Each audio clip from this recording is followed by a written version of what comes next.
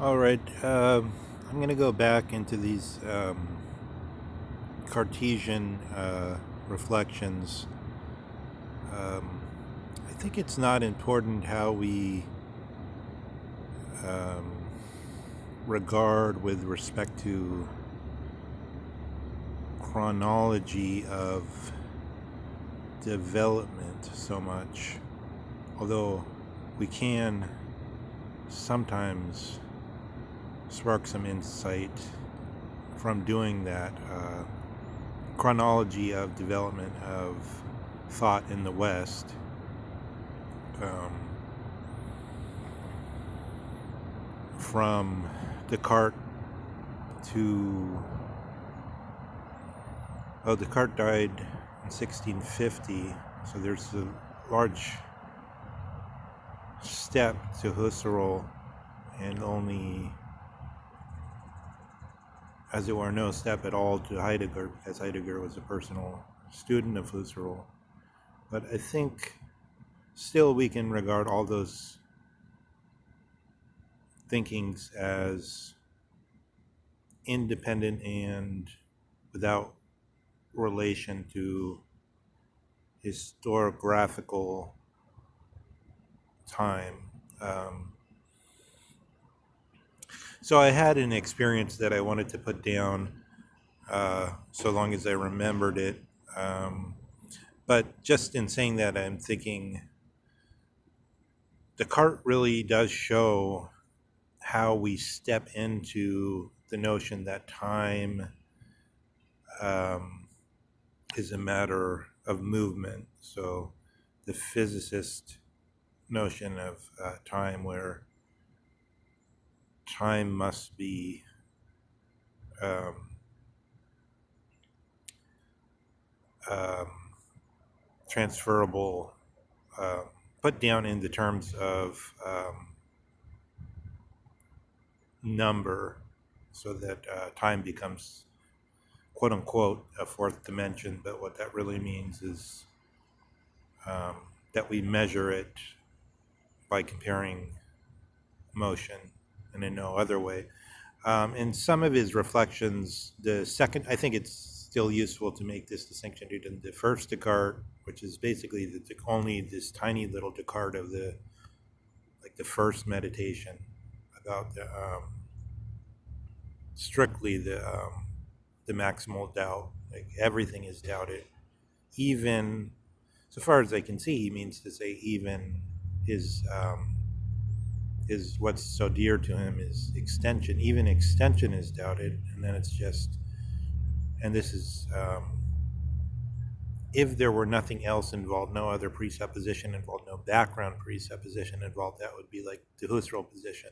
But if we say there's an essence of Husserl's position and it's different than the essence of Heidegger's or of Descartes' position, then there's a world of difference.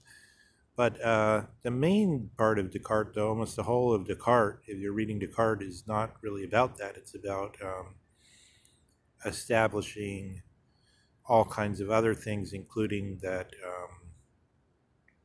space, especially very essential for these discussions of modern physics, is that he demonstrates that space, and I suppose you could call it geometric solids, are the same thing, and geometric solids uh, um, are the same as extension. We're talking about extension. So, and bodies and physicality are the same thing as that. Also, he goes through that, and he's at some pains to demonstrate that, and he repeatedly tells us that anybody can, if they go through this enough, will see that it's true. There's not really the suggestion that he's catechizing us or hypnotizing us, but it's seems to be that he thinks it's so basic, and his thinking is very powerful if you go through it. And so I got a proof, or sort of, from the spark of his thinking, the explosion of what Christopher Bolus, the great analyst calls our most powerful form of thinking, the dream. I had a series of dreams after studying Descartes for somewhat intensely, where I experienced 3 times in a row this sense of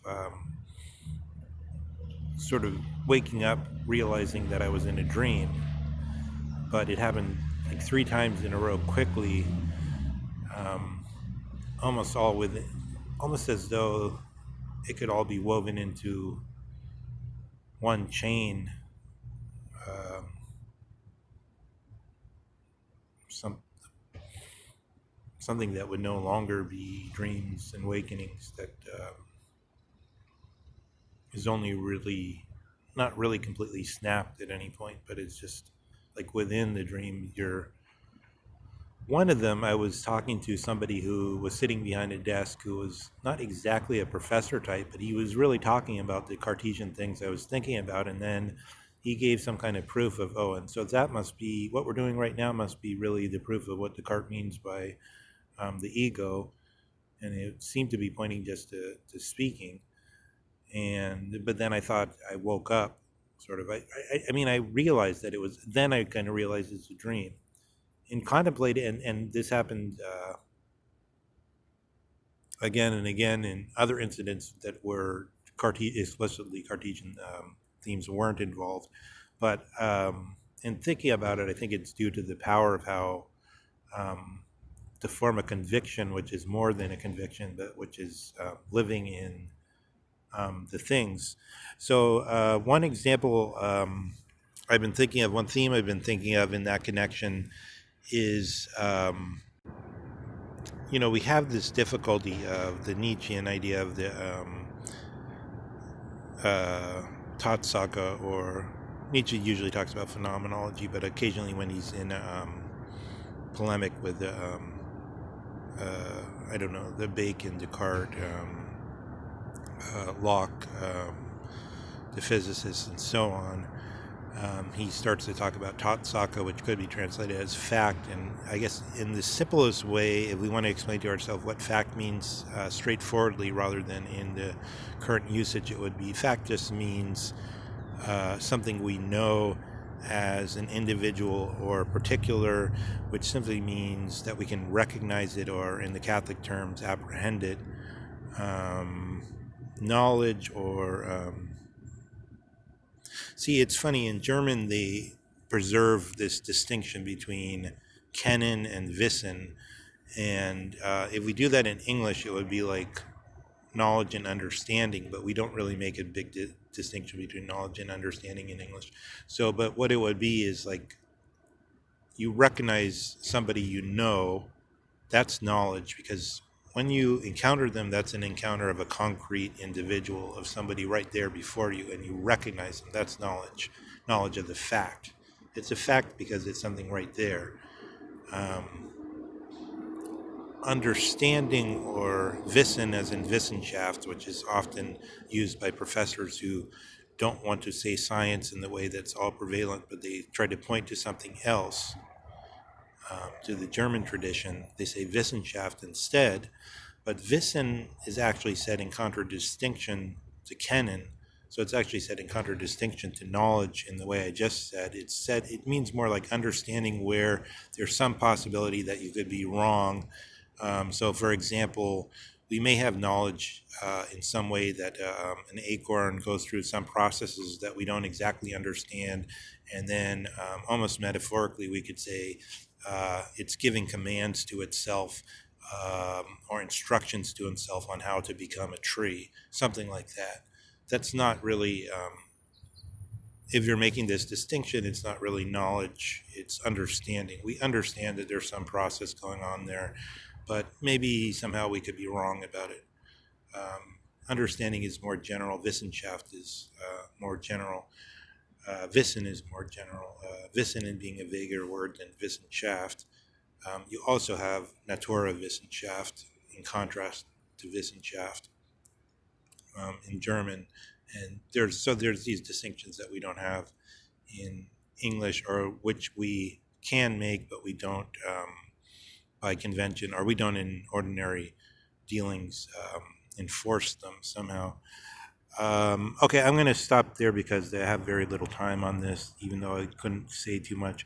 But I'm going to continue with these reflections and try to find some avenue of invasion into these subject matter, which are proved to be radically difficult